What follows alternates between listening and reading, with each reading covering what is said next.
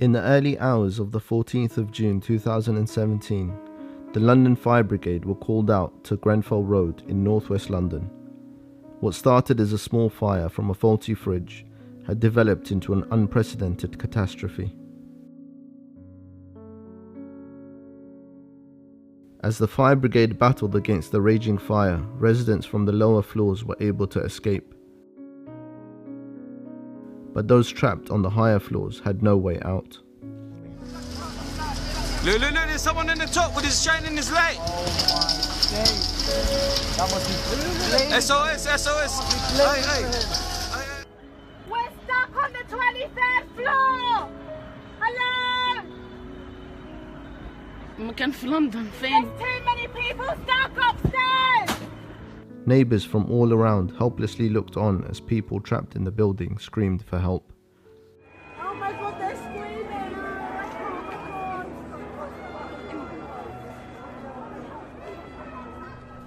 We've got friends and family who live upstairs, innit? But we couldn't go in. And we know they're trapped in, like, you can just see little kids. You can see little kids, yeah, with their hands on the windows and crying for help as the flames are getting to them. So imagine that, you know what I mean? I did see a few people jump. People were jumping.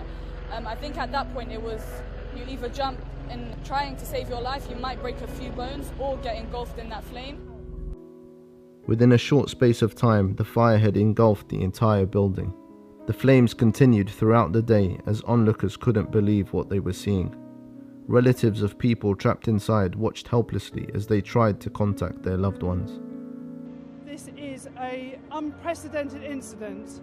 In my 29 years of being a firefighter, I have never ever seen anything of this scale. At this time, I am very sad to confirm that there have been a number of fatalities. Emergency crews worked tirelessly as people from all over London rushed to the scene with food and clothes to assist in any way they could. Nearby sports halls and places of worship were soon transformed into makeshift disaster relief centres. People of all faiths came together in support of the community. You've seen the last couple of days, the way the community have gathered round. That's how it is around here. We're not a community, we're a family.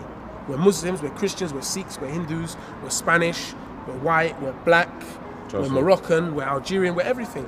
I've seen no central government response. Yep. I've seen no local government response. Yep. Like, I have to big up the Muslims here. The Muslim response has been epic. It's on an unimaginable scale. Muslims are coming down from Birmingham, like from Leicester, from Luton, to come and help us here. And the government can't even get off their arse and send anyone in. The numbers of confirmed fatalities continue to grow, with friends and family of those still missing fearing the worst. Despair soon turned to anger, as the council and local authorities were nowhere to be seen. Why was the entire relief effort left to volunteers and religious centres? How could such a disaster happen in the heart of London, in the wealthiest borough of the country? Soon people gathered at the steps of Kensington Town Hall. Where were the authorities? How did this happen? Who was responsible?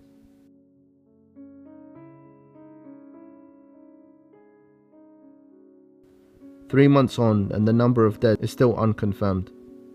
Recent reports indicate 60 identified fatalities, with some still missing, presumed dead.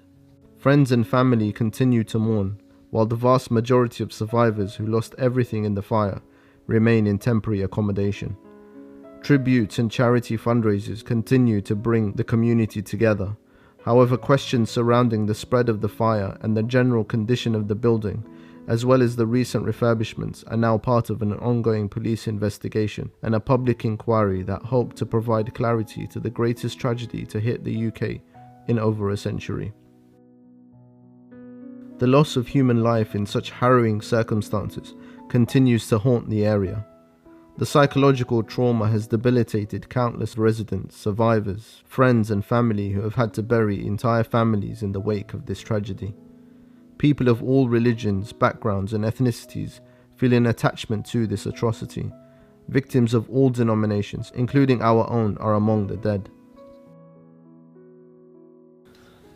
I have lost my mother, Theresa Shakir, my sister, Nadia Shakir, her daughters, Mirna, Fatima and Zainab and her husband Basim.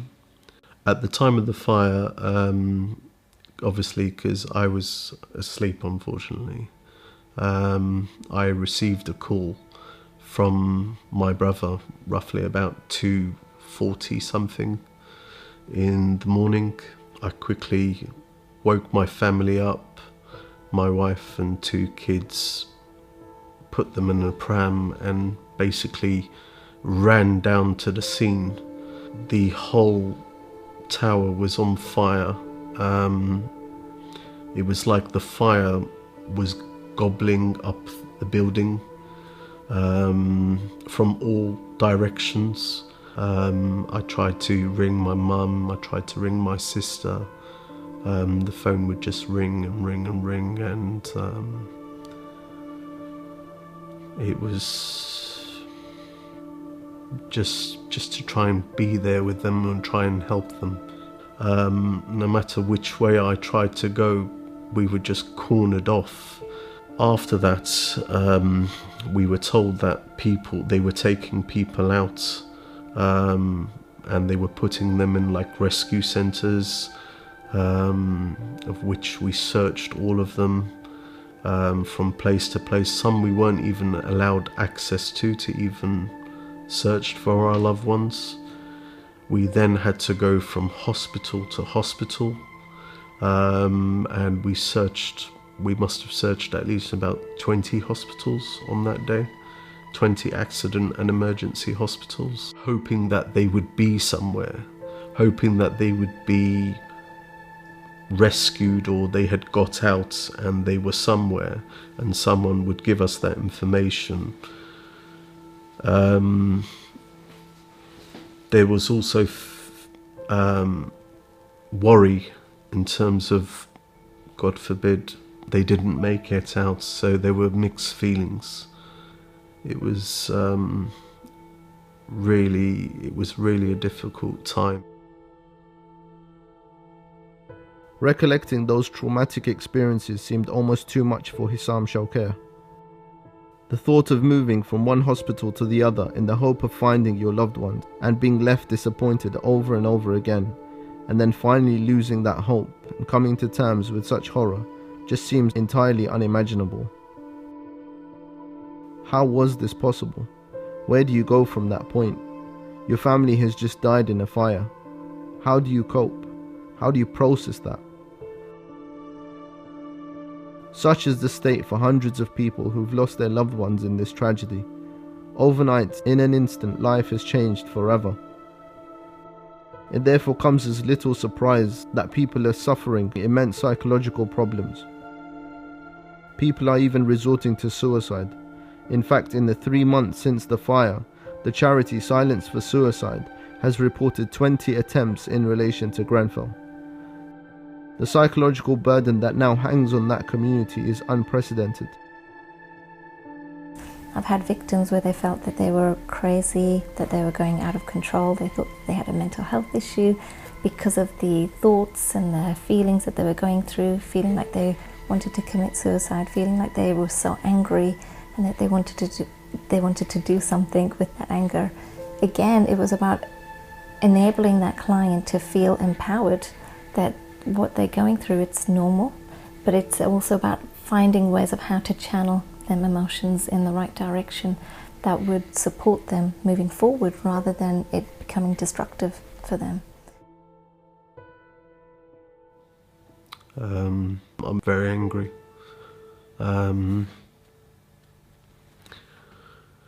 Very sad. Shouldn't have happened. It has had a big impact on all members of the family. It's affected us emotionally, physically. Some are more mentally stronger than others, so mentally as well.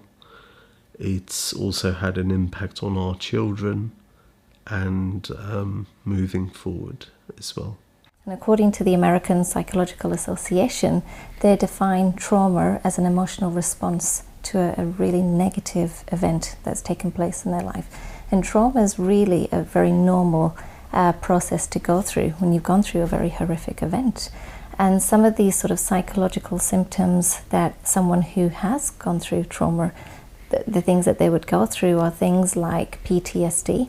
That's one of the most common factors that takes place, and that stands for post-traumatic stress disorder, and it's a form of anxiety.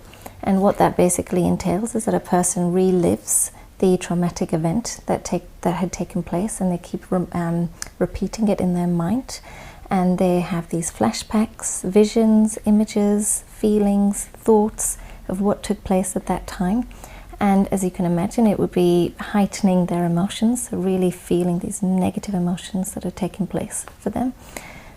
With that, it also entails feelings of depression, because when you have these negative emotions, it will make you feel very depressed. It can also make you feel very angry. So a lot of people do get very angry as to what happened.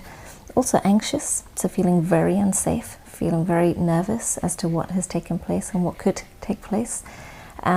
People also feel very overwhelmed by these emotions, and as a result of that, it can also lead to self-harm and suicidal tendencies as well. The trauma that has gripped both survivors and family members of victims has pushed people to such an acute psychological state of helplessness. The thought of suicide has become a seemingly viable option.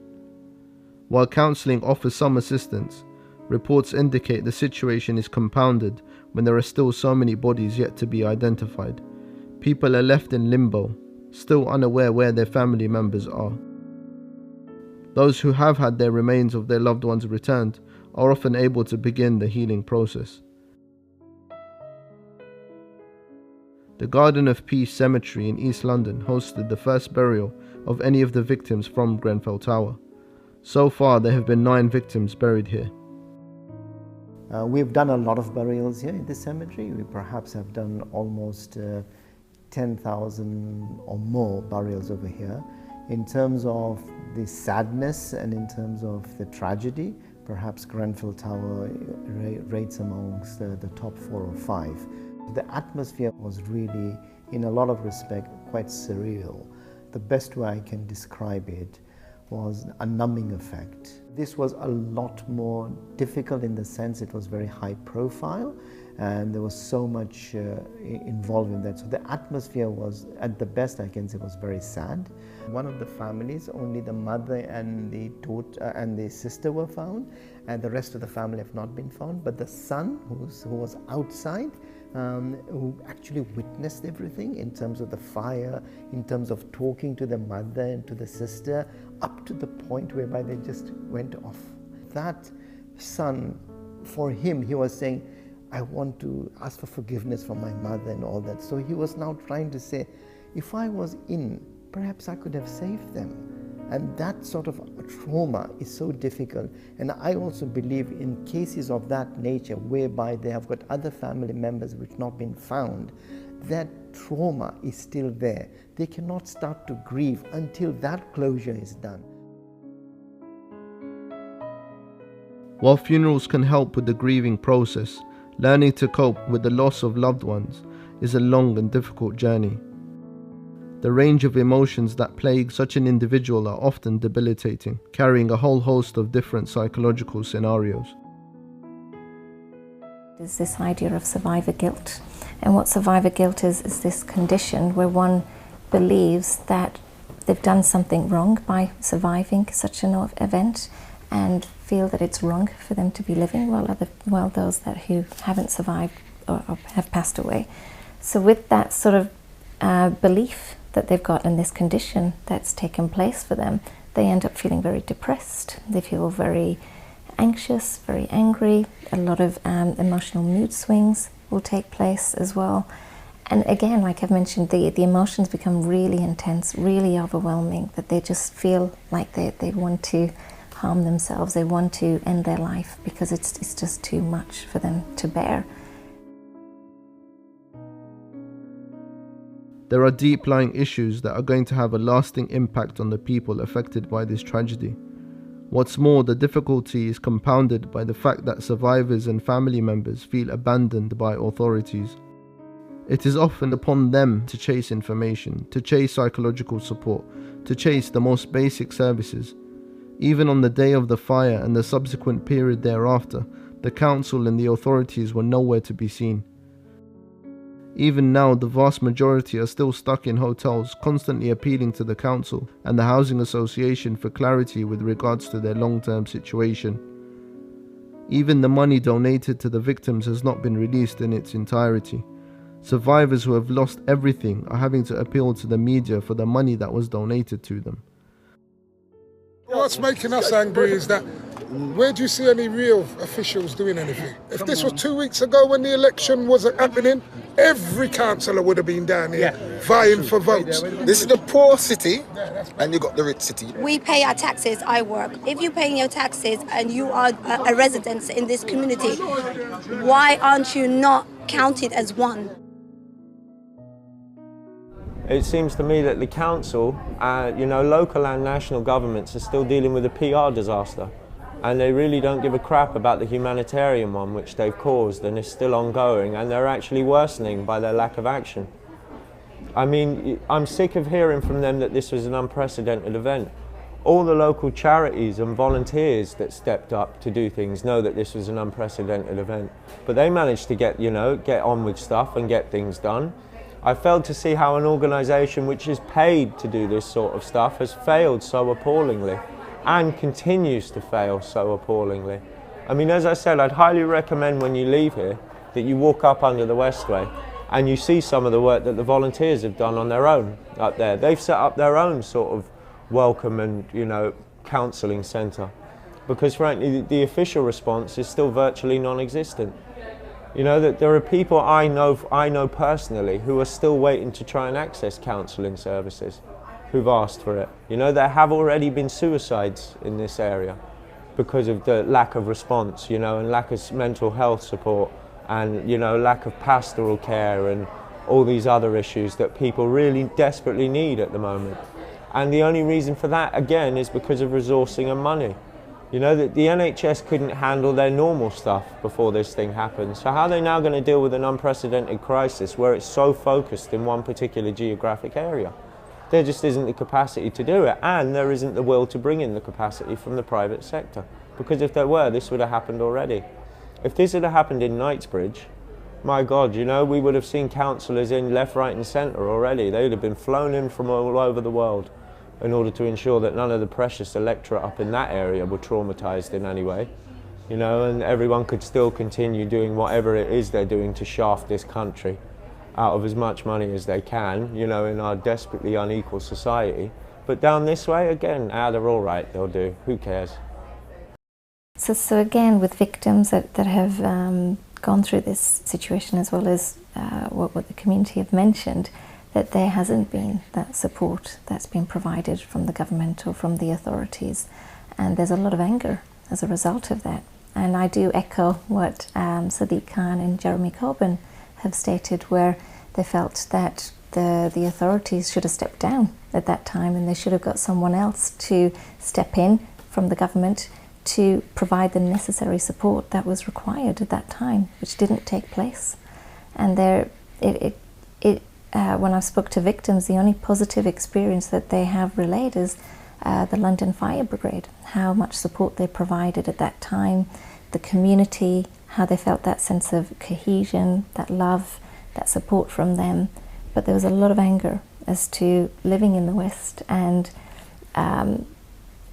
having this sense of confidence that the government would be there, and questioning whether the government would be different if it was based on an affluent community.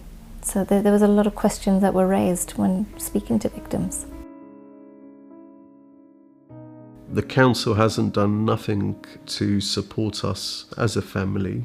The ownership was mostly on us to seek that information about our loved ones, and it's very sad that we had to use the media to appeal for that information.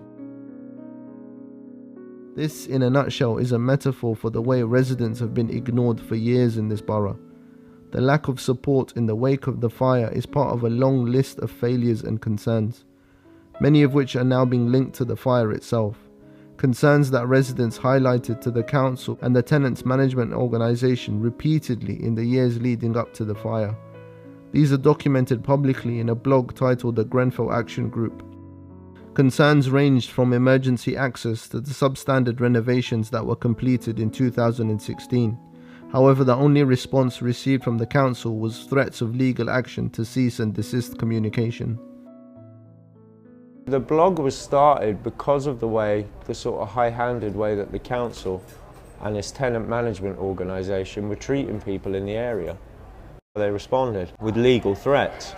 I mean, this is another issue where supposedly there was the council and then there was their arm's length management organisation which ran their properties. I mean, that organisation was arm's length in management only.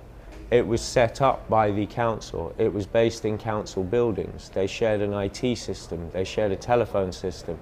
They shared a payroll system. You know, so these two things were, as I said, arm's length in name only. They were literally not just joined at the hip. You know, they were joined at the heart, these two organisations. And that was exactly how Kensington and Chelsea Council liked it. And so it was very easy for them to pretend that there were, you know, that these decisions weren't being taken by them. They were being taken by an impartial body. But it was an impartial body that they absolutely ran lock, stock and barrel. And when people in the area were raising complaints through, you know, mechanisms such as the Grenfell Action blog, it was the council lawyers who wrote to us and threatened us. You know, so it was Kensington and Chelsea's head of legal who wrote and accused people of scaremongering and libelous action and slanderous action against council officers, amongst other things. You know, I don't know of any other organisation that can pull on the resources of another organisation that quickly unless there is some kind of relationship between the two. You know, and this is serious money we're talking about here. Lawyers are never cheap. And yet, you know, they could throw the whole might of a £300 million council and its legal team down on a few local bloggers and a couple of people who happened to live in the area who didn't like what they were doing. Why were the council and the tenants management organisation so rattled by the blog? It's only when you dig into its contents do you see a long list of legitimate concerns that were continuously being ignored. Concerns that date back decades. For instance, in 1989, Margaret Thatcher's government changed the building regulations for towers in London. Initially, all external walls had to have at least 1 hour of fire resistance to ensure flames would not spread between flats. Those rules were replaced by the National Buildings Regulations, which didn't put any emphasis on fire-resistant materials. There were numerous experts who warned various government advisors that a tragedy like Grenfell would happen as a result. However, the building regulations remain unchanged. What sort of risks do you think there are from using systems that haven't been appraised properly? Well, to take a very obvious one, there's the fire risk, and I think it's absolutely essential that anything that is being placed on or around existing blocks should be considered very carefully in relation to a serious fire. On the question of a fire risk, do you think that there are now systems being used which represent a fire risk? Frankly, yes. I do believe that there are blocks that blocks of flats that if action is not taken speedily will provide a major risk to the people who live in them in the future. In 2009, 6 people died at the Lacknall House fire in South London. An all-party parliamentary fire safety and rescue group called for another review of the same building regulations, arguing that 4,000 tower blocks across London were at risk. However, nothing was done. In 2013, Theresa May's new Chief of Staff, Gavin Barwell, was one of a number of housing ministers who sat on a report again warning high-rise blocks like Grenfell Tower were vulnerable to fire. In the same year, the Grenfell Action Group published a blog post highlighting major safety concerns following a fire risk assessment carried out by the Tenants Management Organisation, which revealed that firefighting equipment at the tower had not been checked for up to 4 years. In fact, some of the fire extinguishers had completely expired. Again, in 2013, there were a series of faulty wiring issues that caused numerous power surges throughout the building. However, again, complaints were ignored. In 2014, the Kensington Aldridge Academy was opened next door to the Grenfell Tower. However, this cut off adequate emergency access to the building. Residents warned against this well in advance, however their concerns were ignored. In the same year, renovations began at Grenfell Tower. The Grenfell Action Group warned that the renovations had blocked the fire exit on the walkway, and that there was now only one staircase and fire exit for the entire building. What's more, rubbish from the renovations were often left near the entrance, hampering residents' access. However, complaints were again ignored. As part of the renovations, new boilers were installed throughout the building. However, the substandard work meant that boilers were often placed near doors and electric fuse boxes, not to mention the gas piping which was exposed throughout the building. Residents were appalled that such a blatant fire hazard was deemed okay. Numerous attempts at objecting these inadequate renovations were again ignored. Tenants also questioned why water sprinklers were not included as part of the renovations. What's more, there wasn't even a centralized fire alarm throughout the building. Instead, tenants were to remain in their flats in case of a fire. In 2015, there had been a fire inspection at Grenfell Tower.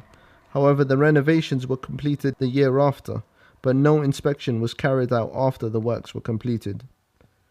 The inspection would have looked at emergency lighting, fire alarm systems, the dry riser, firefighter lifts, and hose reels, which would have been subject to third-party testing and certification. However, research carried out by The Guardian found that no such certificates existed for Grenfell Tower. In fact, a previous test on the emergency lighting had found that 2/3 of the battery packs were completely dead, and the entire system would have failed in an emergency. Residents who escaped the fire confirmed that the staircase was pitch black with no lighting whatsoever. In the beginning of 2016, the Grenfell Action Group carried out a survey where 90% of the residents asked for an independent investigation into the management organisation.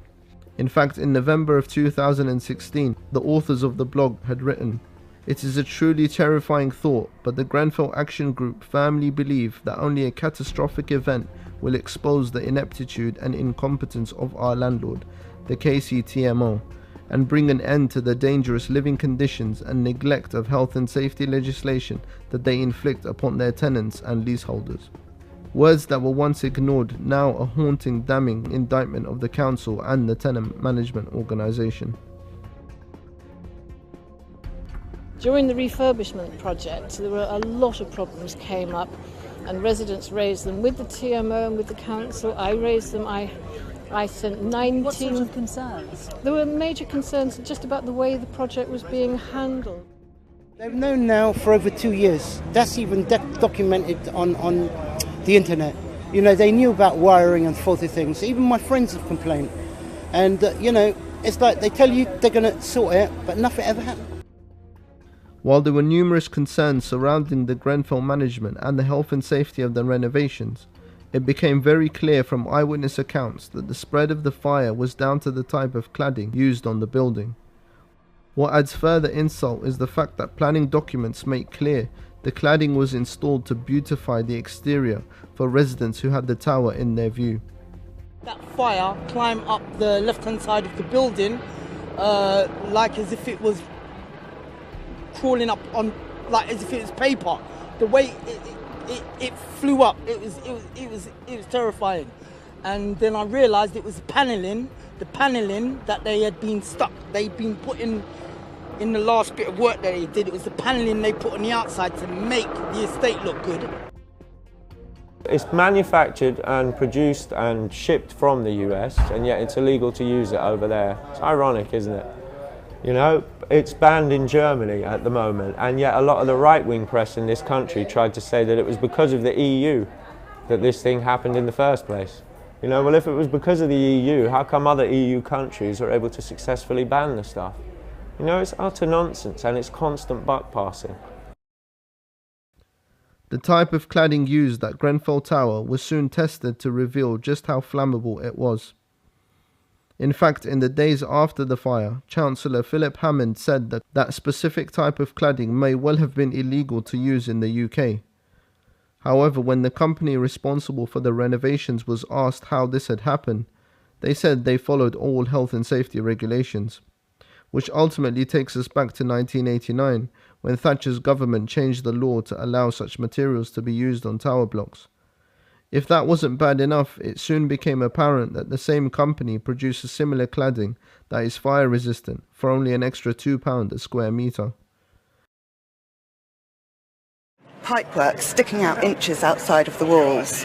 There were power surges that weren't looked into, where the lights in the building went dead, and the emergency lighting didn't come on. And these residents asked again and again and again, and they were threatened with legal action when they said that they wanted this work to take place. You know, and you've got a cost-cutting council that isn't listening to its residents. It's a privatised organisation, and you've got a big building company, Reborn, that is getting a lot of money from a lot of contracts across London and doing shoddy work. And it's not just here, it's in other parts of London as well. And it's very distressing. And like you said, this is a very unequal area. These are poor residents, or they're ordinary residents. They're not the wealthy, they're not the Camerons. They can't afford private schools, they can't afford lawyers. They tried to get lawyers, but because of the legal aid cuts, they couldn't get lawyers. It sort of shows you the attitude of the council and the TMO. Because again, this is supposedly an arm's length organisation, yeah? The budget was agreed for the building. I said it was initially 6 million or so. And there were basically huge cost overruns. Now, further money was allocated to the thing, and because it's a public programme, it has to go through the EU procurement rules, which are where if a project's worth more than £154,000, there are certain rules on how the project is tendered and how it can be bid for by companies. So all of this work was undertaken, and then the new company, Reborn, were appointed. But even during their works, it was seen that there were going to be cost overruns from now the £9 million budget. And so it wasn't Kensington and Chelsea's tenant management organisation that changed the type of cladding that was used. It was Kensington and Chelsea's council's deputy leader, a guy called Councillor Rock Fielding Mellon, who lived in the area. And all it took, by all accounts, for him to be able to change that to change the materials that were used was one email to the contractor. Now that's against EU procurement regulations, because a contract had already been tendered and agreed upon. You know, so there may have been other companies, had they known that this cheaper cladding, which was 200 and something thousand pounds cheaper, had they known that this stuff was going to be used, they may have been able to submit a bid that was cheaper. But again, you see, Kensington and Chelsea Council just didn't care. They wanted money saved, and look, we can do it just by doing this, because you know who's going to stop us? No one is, because we're untouchable.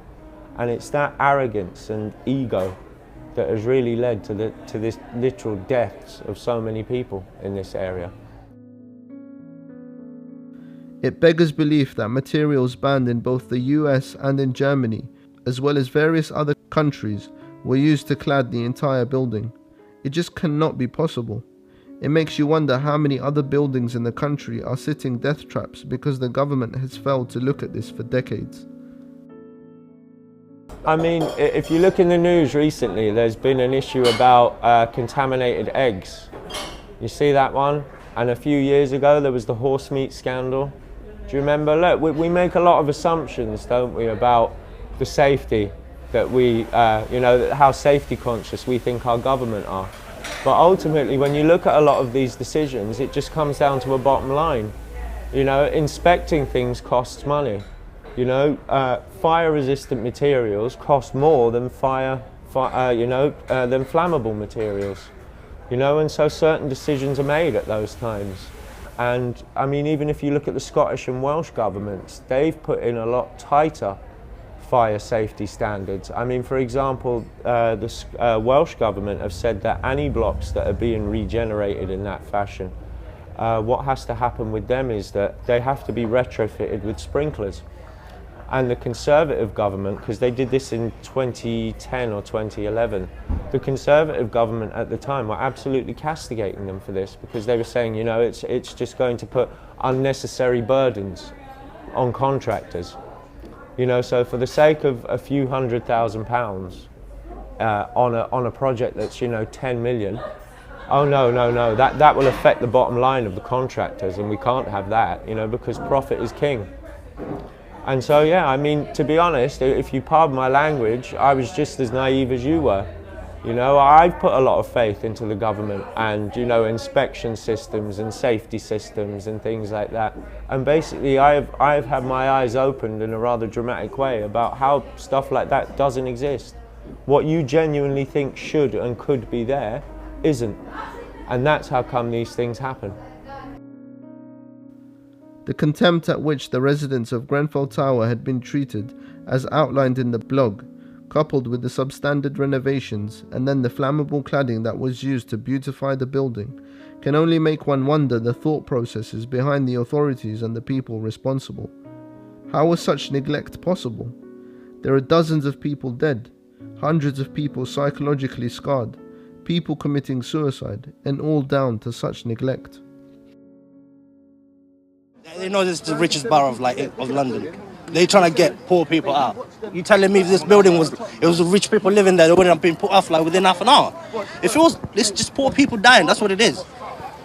If you look at what area this is, you know, this is an extremely valuable area in terms of real estate. You know, we're 10 minutes walk away from homes belonging to people such as Simon Cowell, you know, and Roman Abramovich and various other multi-millionaires and billionaires, you know. Holland Park is less than half a mile that way, with some of the most expensive property in the entire country.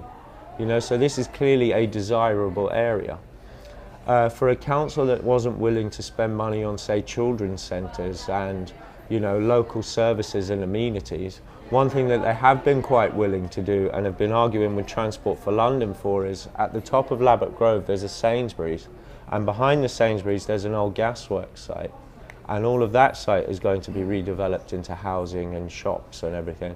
And the council told TfL on several occasions that they were willing to underwrite the £40 million cost it would be to place a Crossrail station there for when the Crossrail line is opened. Now, as far as I know, those plans haven't gone anywhere because TfL have constantly rebuffed them. But it shows you, I mean, the only reason they wanted Crossrail around here was to make the area even more desirable. And where does Crossrail go? Crossrail goes straight to Canary Wharf, you know?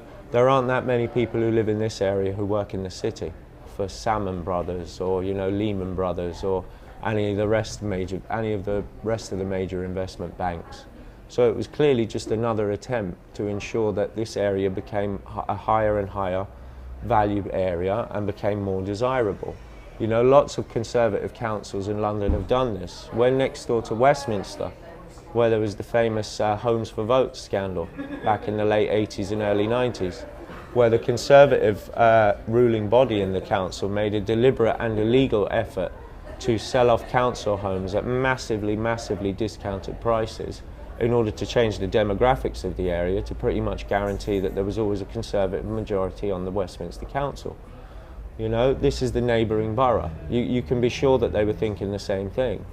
You know, there's a plan on their website. They have a 30-year plan, and it was published in 2008 or 2009, and it made clear that they don't like any of the estates in the north of the borough.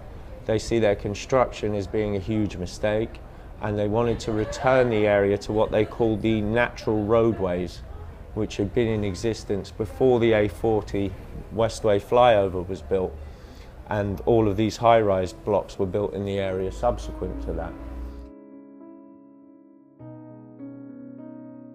Having plans to develop an area to generate greater investment and increase profits is understandable.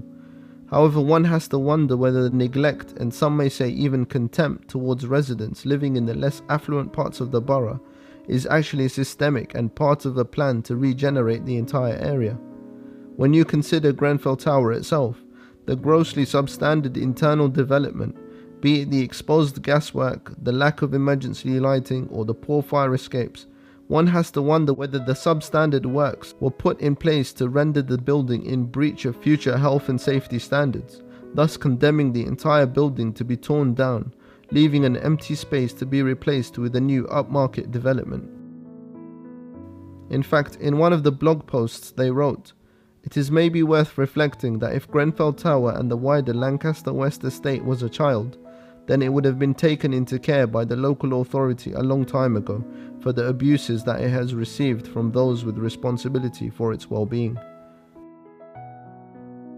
I mean, one of the things that we have to complain about the council is we believe the council and the TMO have been really managing a decline in the social housing here to add justification to their plans to regenerate, which is another word for demolish, the whole area. Buildings such as that are meant to have regular fire safety inspections and things like this. That building failed fire safety inspections several years running, but what risk was there to the council when that happened? Were huge fines imposed upon them? Were people who were responsible for this sort of stuff threatened with prison or threatened with dismissal? There was nothing like that at all against them. So there, we have another failing. Thirdly then, as I said, there was no reason to fit water sprinklers in that building. Maybe they would have put it out. Another issue there was in the area was there was problems turning off the gas that night, probably because of all the problems in the local infrastructure and the gas piping and things like that. So there was no earlier cut-off point that they could use that was 100% accurate. So we have a litany of failures there. The fire brigade would cut. Fire brigade would cut endlessly. Boris Johnson was London mayor at the time. When people were raising issues about fire services being cut, he told one guy in a public meeting to get stuffed. Literally actually used that phrase in a public meeting. The mayor of London is using this against a constituent who's raising concerns about fire safety. It's that arrogance again. So there's another failure. How can cutting fire stations, cutting fire engines, cutting firefighters' posts not be a reduction in fire cover? Because we're improving fire cover, as I've said several times, and by continuing to reduce deaths from fire and continuing to reduce the incidence of fire. That is the name of the game. It's not about... You lied to the people of London in your election. Oh, get stuffed.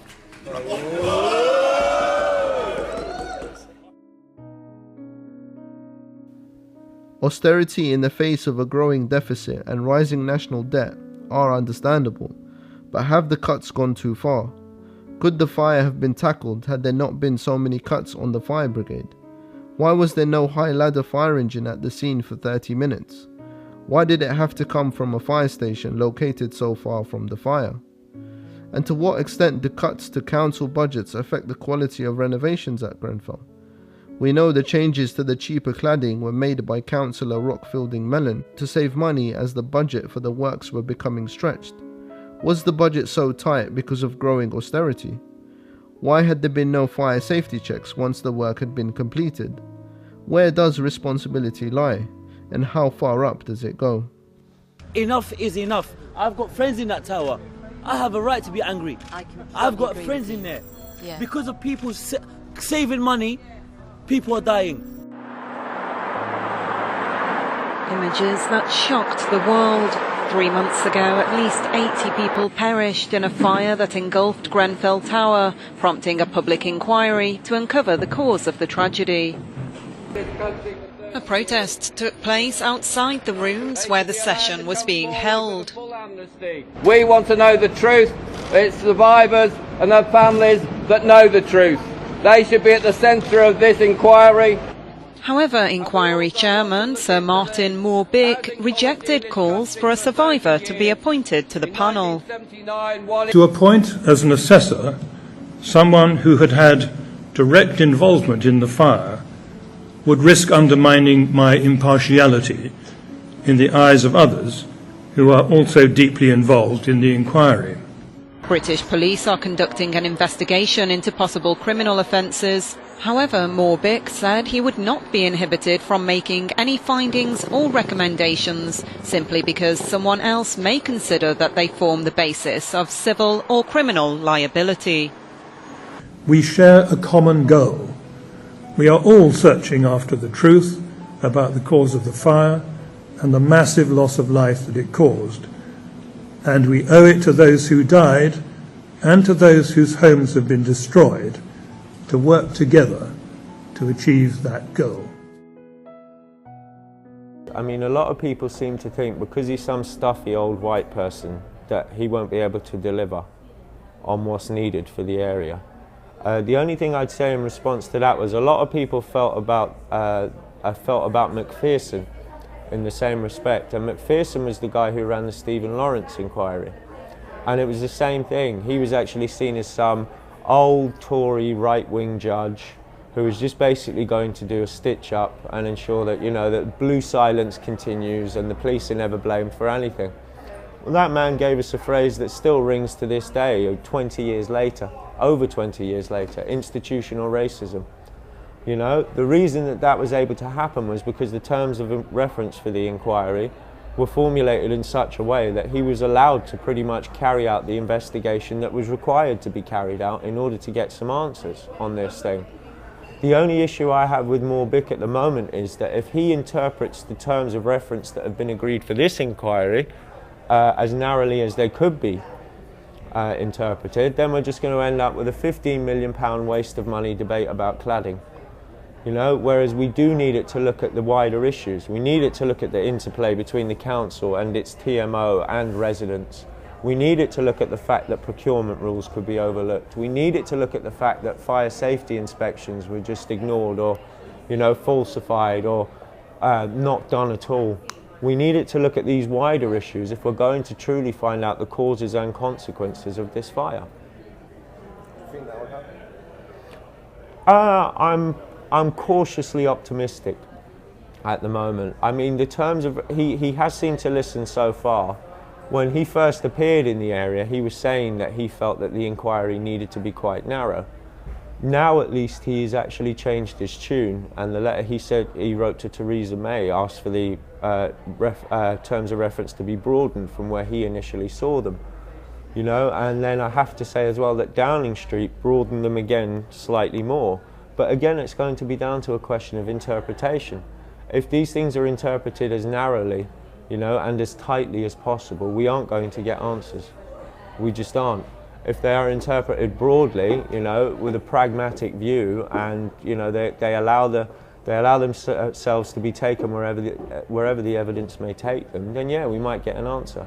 You know, in the way that McPherson gave us institutional racism, I'm sort of hoping that maybe this inquiry will give us institutional indifference, because it shows just how little that the government care about certain elements of society.